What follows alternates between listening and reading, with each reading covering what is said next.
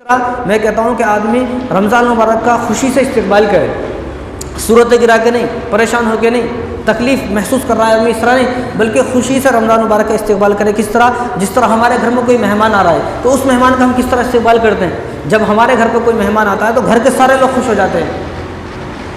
گھر کے سارے لوگ خوش ہو جاتے ہیں کہ بھئی فلاں آدمی آنے والے ہیں، فلاں میرے دوست آنے والے ہیں، فلاں ہمارے رشتہ دار دور سے آنے والے ہیں۔ گھر کو سجایا جاتا ہے، گھر کو دھویا جاتا ہے، گھر کو صاف کیا جاتا ہے، پردوں کو تبدیل کیا جاتا ہے اور سب چیز کو لائٹیں لگائی جاتی ہیں، سجایا جاتا ہے گھر کو، ہم کہ ہمارا فلاں مہمان آ رہا ہے۔ لیکن شرط یہ ہے کہ اس مہمان سے محبت ہو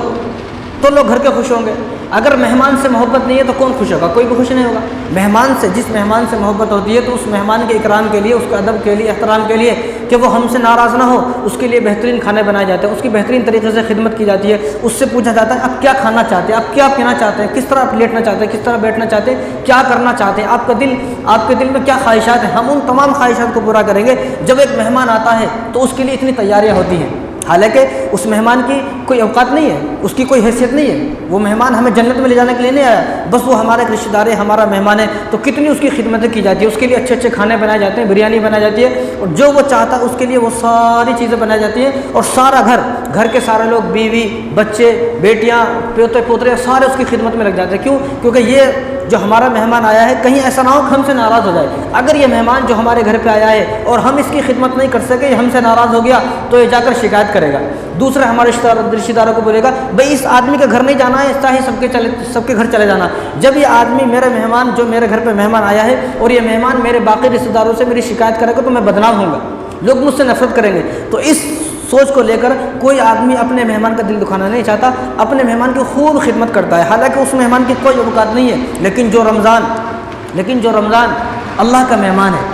اللہ کا بھیجا ہوا مہمان ہے، اللہ کی طرف سے آیا ہے، اور وہ اس لیے نہیں آیا۔ رمضان کا مہینہ کوئی عام مہینہ نہیں ہے، رمضان مبارک جو آیا ہے وہ ہمارے گناہوں کو معاف کرانے کے لیے آیا ہے، ہماری بخشش کرانے کے لیے آئے گا،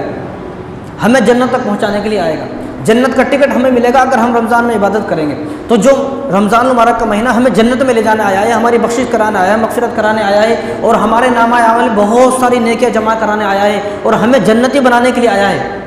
تو ہم آپ یہ سوچیں کہ اس رمضان کی ہمیں کتنی قدر کرنی چاہیے۔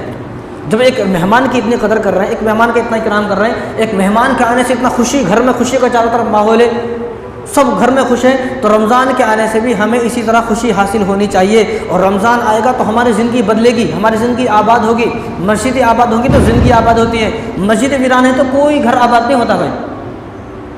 تو جو رمضان مبارک اس لیے آیا ہے کہ مجھے جنت تک پہنچائے گا، جنت کا راستہ مجھے حاصل ہوگا، میں جنت تک پہنچوں گا، تو اس رمضان کو پانے کے لیے بھی کتنی خوشی ہونی چاہیے آدمی۔ رمضان مبارک جو مہمان ہے وہ ہمارے دین و اسلام کا مہمان ہے، اللہ کے بھیجا ہوا مہمان ہے، اللہ کی طرف سے آیا ہے، تو ہمیں بھی اس خوشی ہونی چاہیے کہ جس طرح ایک مہمان کے آنے سے گھر میں خوشی ہوتی ہے،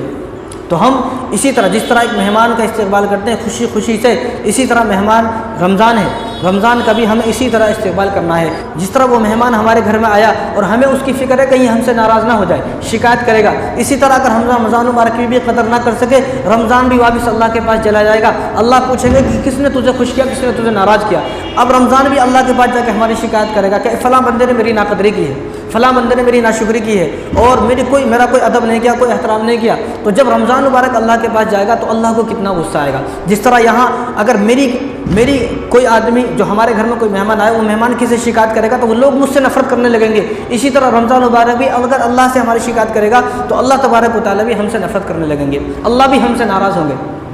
اگر آپ کہیں جا کر میری برائی کریں، لوگ سوچیں گے بھائی یہ برائی ہوگا کیونکہ وہاں سے آیا ہے، تو لوگ مجھ سے نفرت کریں گے،